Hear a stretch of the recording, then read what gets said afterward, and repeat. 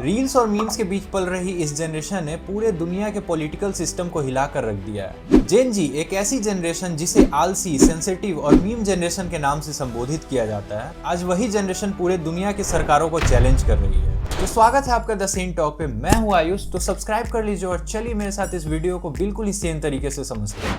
नेपाल से लेकर इंडोनेशिया तक हमें जेन जी प्रोटेस्ट की एक बड़ी लहर देखने को मिल रही है। हर जगह प्रोटेस्ट का कारण अलग है। कहीं बिजली और पानी की कमी, कहीं अनएम्प्लॉयमेंट और कहीं पे अनइक्वालिटी की समस्या। लेकिन ओवरऑल बात करें तो इस प्रोटेस्ट का एक ही उद्देश्य है कि पूरे सिस्टम को ही हटाना। जेन जी प्रोटेस्ट मूवमेंट पे एक स्टडी का कहना है कि जेन जीस को पूरे सिस्टम में कंप्लीट चेंज चाहिए और नए पॉलिटिकल कल्चर में उन्हें पुराना सिस्टम का कोई भी टुकड़ा नहीं चाहिए। सबसे इंपॉर्टेंट बात इन पूरे प्रोटेस्ट की ये है कि ये पूरा सोशल मीडिया इकोसिस्टम पे बेस्ड है। प्रोटेस्ट को ऑर्गेनाइज कराने के लिए रेडिट और डिस्कॉर्ड जैसे ऐप्स का यूज किया जा रहा है। प्रोटेस्ट का प्रचार प्रसार करने के लिए लोग टिकटॉक और इंस्टाग्राम का यूज कर रहे हैं और ग्राउंड का हर एक रिपोर्ट शेयर करने के लिए लोग एक्स यानी कि ट्विटर का यूज कर रहे हैं। तो साल के शुरुआत के कुछ सबसे बड़े प्रोटेस्ट में से एक इंडोनेशिया में देखने को मिला। कॉस्ट ऑफ लिविंग क्राइसिस जैसे खाने पीने की तंगी, बढ़ती हुई अनएम्प्लॉयमेंट, इन सब मुद्दों को लेकर जेन जी यूथ कैपिटल जकार्ता की सड़कों पर उतर गए और सांसदों को मिलने वाले आलीशान सुविधाएं जैसे कि एजुकेशन, फ्री हेल्थ केयर और पावर कंसंट्रेशन के खिलाफ ही प्रोटेस्ट कर दिया। बाद में जाकर ये प्रोटेस्ट काफी वायलेंट हो गया, जिसमें सरकारी और पुलिस की बिल्डिंग्स जला दी गई, सांसदों के घरों को टारगेट किया गया। साथ ही सिक्योरिटी फोर्सेस ने भी प्रोटेस्टर पे काफी सख्ती बरती। लेकिन सबसे ज्यादा अटेंशन ग्रैबिंग प्रोटेस्ट कहीं हुआ तो वो देखने को मिला नेपाल में। सितंबर 2025 में नेपाल ने अपने हिस्ट्री का सबसे बड़ा पॉलिटिकल अपराइजिंग देखा। ये प्रोटेस्ट जेन जीस के द्वारा किया गया, जो कि एक एंटी करप्शन मूवमेंट था। इसमें ना कोई पार्टी बैनर थी, ना कोई आइडियोलॉजिकल मैनिफेस्टो। लेकिन इस मूवमेंट का बेस इतना स्ट्रॉन्ग था कि ये पावर में बैठी गवर्नमेंट का सरकार एक पल में गिरा देता है और पूरा का पूरा सिस्टम ही बदल देता है। इस मूवमेंट ने सिर्फ नेपाल को ही नहीं बल्कि पूरे साउथ एशिया को ही आश्चर्यचकित करके रख दिया। ये मूवमेंट शुरू हुआ करप्शन और नेपोटिज्म के खिलाफ गुस्से से और धीरे धीरे ये फुल स्केल रिवॉल्यूशन में बदल गया।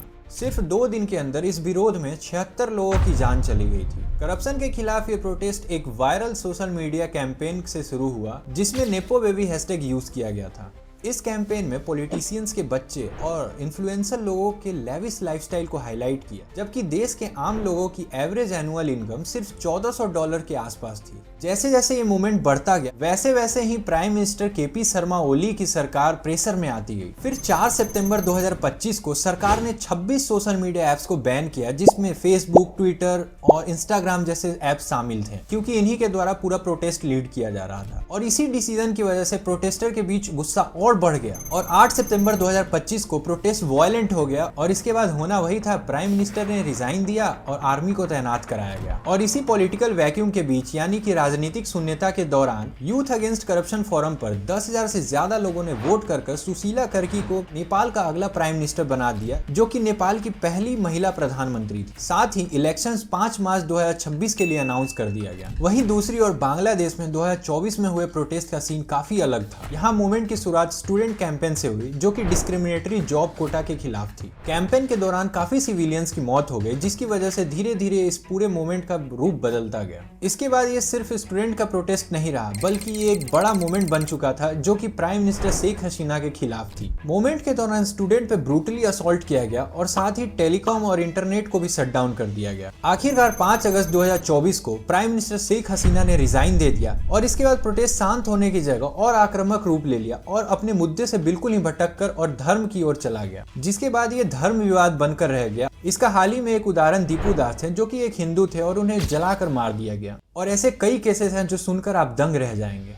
The new face of protest. अब बात करते हैं कि क्यों जेन जी प्रोटेस्ट अचानक से दुनिया भर में उभर कर आ रहा है। जेन जी प्रोटेस्ट एक प्रोटेस्टिंग का नया चेहरा बन चुका है, जो कि नेपाल से लेकर इंडोनेशिया के सड़कों तक दिखा, मेडागास्कर की यूनिवर्सिटी से लेकर बांग्लादेश की पब्लिक तक। जेन जीज जो 1990s से लेकर 2010 के बीच में पैदा हुए और वो जनरेशन अब मिलकर प्रोटेस्टिंग का एक नया चेहरा बना रहे हैं। 2 चीजें जो इस पूरे प्रोटेस्ट को डिफाइन करती है, वो है डिजिटल टूल्स पे मास्टरी और दूसरा ट्रेडिशनल सिस्टम से कॉम्प्रोमाइज करने से इनकार। आज के टाइम पे एस्टेब्लिश्ड पावर को इन प्रोटेस्ट को समझना मुश्किल हो गया, क्योंकि उनके पास कोई डिजिटल ज्ञान नहीं है जो कि आजकल के यूथ के पास, और इन मोमेंट्स के स्केल को समझना बहुत मुश्किल हो गया है, संभालना तो बहुत दूर की बात। आज की ये जनरेशन ट्रांसपेरेंसी और योग्यता पे बनी सरकार और साथ ही साफ सुथरे सिस्टम की मांग कर रही है, ना कि बंद दरवाजों के पीछे बनाए गए सरकार और लिए गए फैसलों पे। ये सारे मोमेंट्स एक स्ट्रॉन्ग और यूनिफाइड यूथ की आवाज को दर्शाती है। इनकी प्रायोरिटी बिल्कुल ही क्लियर है कि करप्शन को दूर करो और पब्लिक इंस्टीट्यूशंस को पॉलिटिक्स से दूर रखो। ओवरऑल ये प्रोटेस्ट पॉलिटिकल लाइफ को री इन्वेंट करने पे लगी है, जैसे कि नेपाल का Gen Z protest. Why Indian Gen Zs are not taking any action. तो इन सब बातों के बीच एक सवाल आता है कि क्यों इंडियन जेनजीज, जो कि पॉपुलेशन में भी काफी बड़े हैं, रेस्टलेस हैं और हाइपर कनेक्टेड हैं आपस में, स्मार्टफोन और सोशल मीडिया की वजह से इस जनरेशन में पॉलिटिक्स, करप्शन, इनइक्वालिटी के बारे में हर एक इन्फॉर्मेशन रहती है, फिर भी सड़कों पर उतरना इंडियन जेनजीज को इतना रिस्की क्यों लगता है? क्योंकि यहाँ पे anti national tag cutter, regional और कास्ट डिवाइड्स, इकोनॉमिक प्रेशर और साथ ही ये फीलिंग कि उनके एक्शन से कोई रियल इम्पैक्ट नहीं पड़ेगा, यही सब चीजें उन्हें रोक कर रखी है। लेकिन बाकी एशियन और अफ्रीकन कंट्रीज की बात करें तो वहाँ के यूथ बिल्कुल ही चुप रहना नहीं चुने।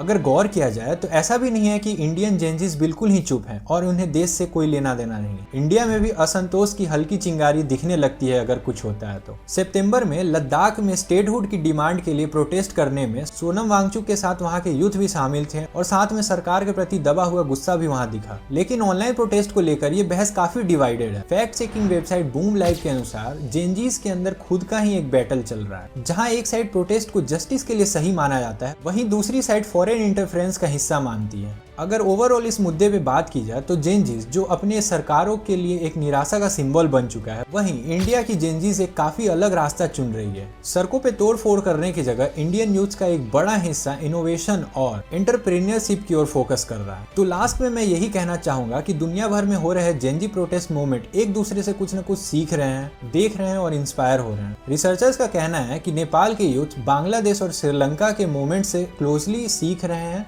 और उन्हें फॉलो कर रहे हैं। और उन्होंने ये भी कहा कि ये जो जेनजी प्रोटेस्ट हो रहे हैं ये अचानक से नहीं आए, बल्कि ये पॉलिटिकल लीडरशिप से हो रही निराशा को दर्शाती है। ये जेनजी प्रोटेस्ट एक नया डिजिटल प्रोटेस्ट प्लेबुक दिखाता है। और आखिरी में बस एक सवाल बचता है कि अगला प्रोटेस्ट कहाँ होगा और कब होगा। वीडियो आपको थोड़ी भी इन्फॉर्मेटिव लगी हो तो लाइक, शेयर और सब्सक्राइब कर देना और कमेंट में अपने व्यूज लिखना।